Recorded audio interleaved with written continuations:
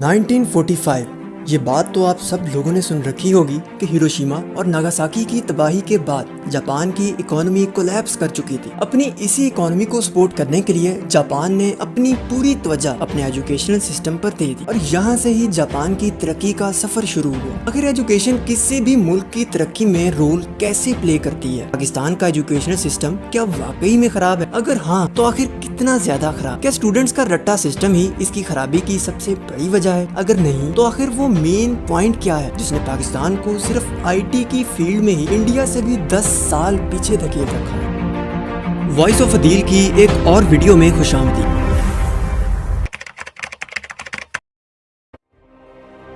پاکستان کا educational system سالوں پرانی طرز پر کام کر رہا ہے۔ اس کا مطلب صرف یہ نہیں ہے کہ پاکستان میں ابھی تک رٹا سسٹم چل رہا ہے، بلکہ اصل بات تو یہ ہے کہ پاکستان ایڈوانس اسٹڈیز سے کافی پیچھے رہ چکا ہے۔ فار ایگزامپل صرف مکینیکل انجینئرنگ کی بات کریں تو 2022 میں جاپان کی ٹویوٹا آٹوموبائلز نے ہائیڈروجن کمبسشن انجن تیار کیا تھا، جو پاکستان کے مکینیکل انجینئرز کے لیے بالکل امپاسبل ہوگا۔ یہاں پر مزید یہ کہ ٹویوٹا کی کسی بھی ٹاپ آف دا لائن کار کو کاپی کرنا ہی ایک امپاسبل ٹاسک ہو سکتا ہے، کیونکہ پاکستان کے آئی او ٹی انجینئرز اس طرح کے ایڈوانس سینسر تیار ہی نہیں کر سکتے۔ اب یہ سب باتیں میں ایسے ہی نہیں کہہ رہا، بلکہ اس کا سب سے بڑا ثبوت ہے یہ۔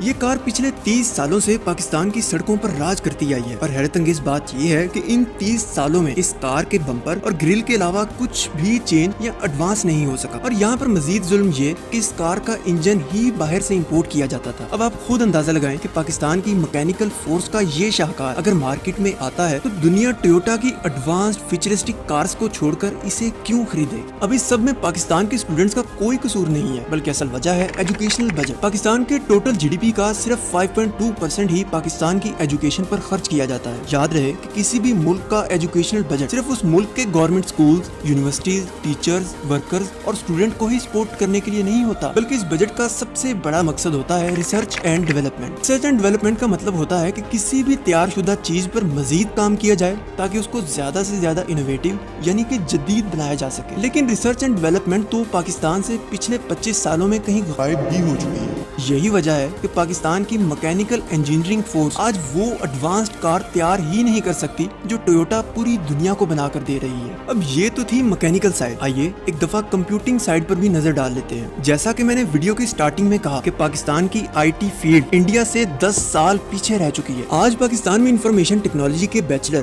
یعنی کہ بی ایس کرنے والے اسٹوڈنٹ کو پہلے سال میں C++، جاوا اور پائتھن جیسی وہ بیسک پروگرامنگ لینگویجز سکھائی جاتی ہیں جو انڈیا میں میٹرک کے بعد ہر اسٹوڈنٹ کے لیے کمپلسری ہوتی ہیں۔ اب آپ خود اندازہ لگا سکتے ہیں کہ انڈین انسٹیٹیوٹ آف ٹیکنالوجی یعنی کہ IIT سے بیچلر کرنے والا آئی ٹی انجینئر پاکستان کے آئی ٹی انجینئر سے کتنا زیادہ اسکلڈ اور ایڈوانس۔ یہی وجہ ہے کہ دنیا کی بڑی بڑی آئی ٹی کمپنیز کے CEO آج انڈین ہیں۔ فار ایگزامپل گوگل کے CEO سندر پچائی انڈین ہیں، یوٹیوب کے CEO نیل موہن انڈین ہے، مائکروسافٹ کے CEO ستیا نڈیلا انڈین ہے، اینڈ سو آن۔ صرف آپ کی انفارمیشن کے لیے بتاتا چلوں کہ پاکستان کے شہر صادق آباد کی soft where engineer Shafiqa Iqbal پورے پاکستان کی وہ پہلی لڑکی تھی جو گوگل میں ایز اے امپلائی کام کرنے گئی تھی۔ اب ان تمام فیکٹرز کو ڈسکس کرنے کا مقصد یہ نہیں ہے کہ آپ ڈگری پر فوکس کرنا ہی چھوڑ دیں، بلکہ بہترین حل یہ ہے کہ آپ ان سکلز پر گرپ بنانا شروع کریں جو فیوچر کے لیے کوئی ڈگری آپ کو نہیں دے سکتی۔ اب یہاں پر میں ریکمینڈ کرنا چاہوں گا پاکستان کا سب سے بڑا انسٹیٹیوٹ آزاد چائے والا انسٹیٹیوٹ، جہاں پر آپ اپنے قیمتی وقت کی بچت کرتے ہوئے کسی بھی سکل کو سیکھ کر